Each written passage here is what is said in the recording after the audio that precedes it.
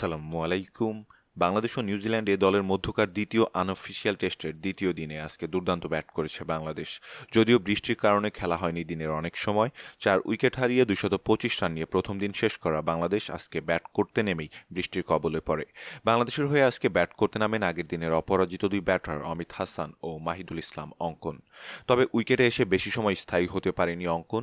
ব্যক্তিগত 24 রান করে বিদায় নেন তিনি দলীয় 275 রানে।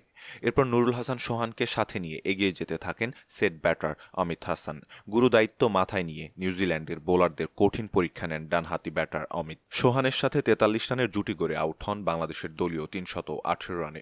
ফেরার আগে নিজের অর্ধশতক পূর্ণ করেন ডানহাতি এই ব্যাটার। তার 67 রানের ইনিংসটি সাজানো ছিল 110 বলের মোকাবেলায় 8টি 4 ও একটি 6-এর মারে।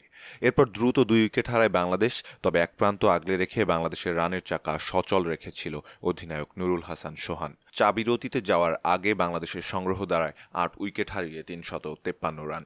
চাবিরতির পর 4 রান যোগ করতেই শেষ 2 উইকেট হারিয়ে বসে টাইগাররা। বাংলাদেশ অল আউট হয় 357 রানে। নুরুল হাসান সোহান অপরাজিত থাকেন 48 রান করে।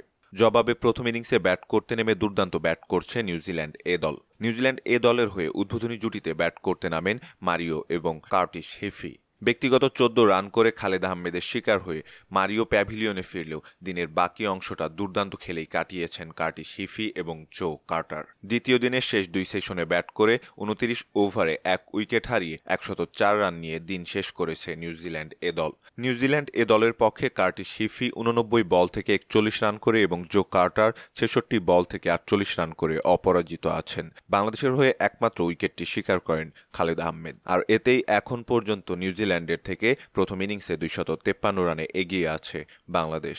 সম্মানিত দর্শক, এই ছিল আমাদের হাতে থাকা সর্বশেষ ক্রিকেট আপডেট।